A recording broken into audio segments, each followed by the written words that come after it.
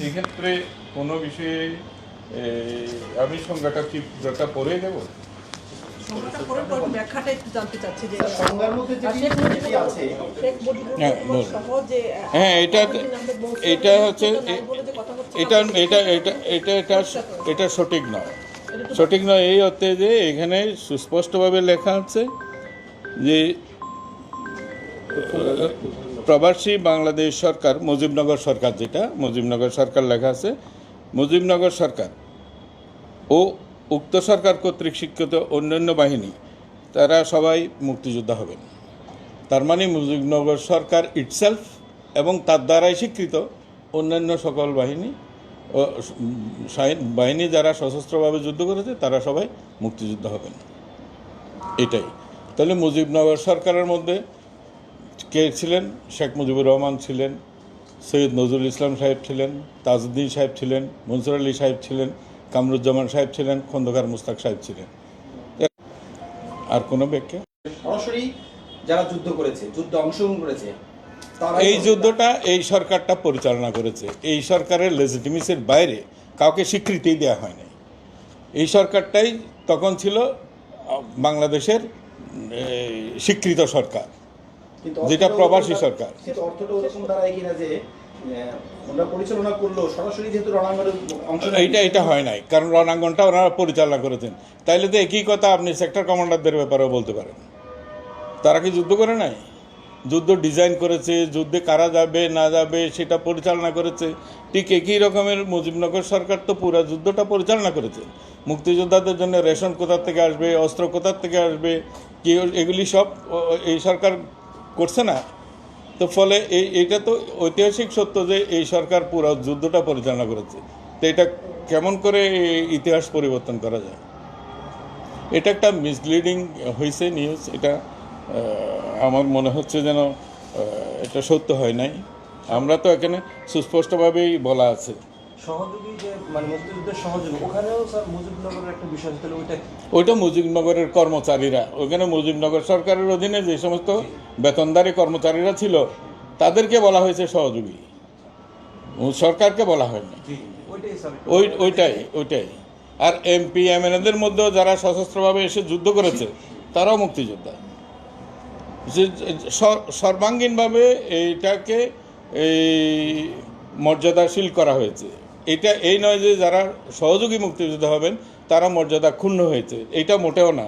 কারণ ওই অবদানও অসাধারণ এবং সেইভাবেই ওনাদেরকে সম্মানিত করা হচ্ছে কে কী ধরনের ভূমিকাতে সেই সময় অংশগ্রহণ করেছিলেন।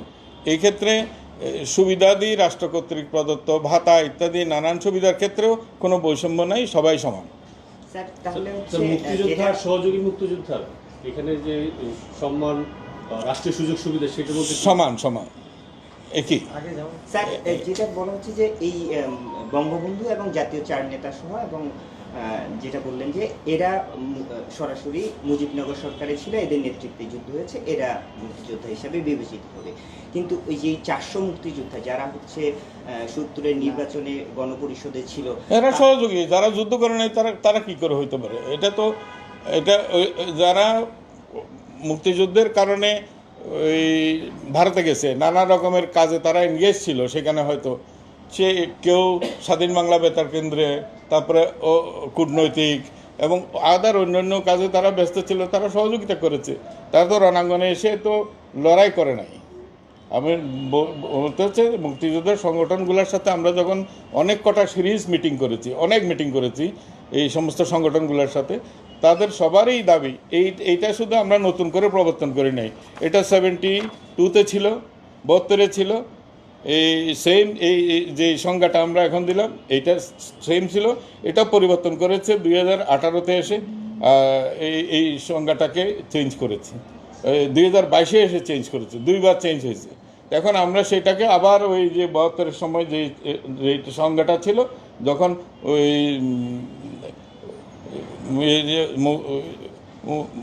মুক্তিযোদ্ধাদের জন্য ট্রাস্ট গঠন করা হয়, কল্যাণ ট্রাস্ট, তখন এই সংজ্ঞাটা ওই মুক্তিযোদ্ধাদের দেওয়া হয়েছিল।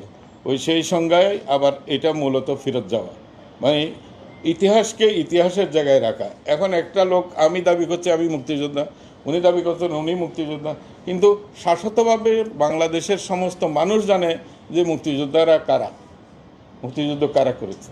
এটাই, এটা কোনো মিসলিডিং নাই, কোনো কিছু নেই। তাহলে এই যে সংজ্ঞাটা দেওয়া হলো, আপনি কি মনে করছেন সংজ্ঞাটা একটু পরিষ্কার হলে মানুষ বুঝতো? কারণ সংজ্ঞাটা দেখেই যেহেতু ধরো সশস্ত্রতে যারা বাহিনীতে যারা সরাসরি যুক্ত হবে তারাই যেহেতু মুক্তিযোদ্ধার কথা আসছে সংজ্ঞায়, সেজন্যই প্রশ্নটা আসছে। তার মানে পরিষ্কার হয়নি আসলে বিষয়টা, এটা কি আপনি? এটা পরিষ্কার হয়েছে, তো সুস্পষ্ট হয়েছে। এটা তো 2বার 3বার করে যাচাই হয়েছে, ব্যাটিং হয়েছে, অনেক কিছু হয়েছে, এটা সুস্পষ্ট।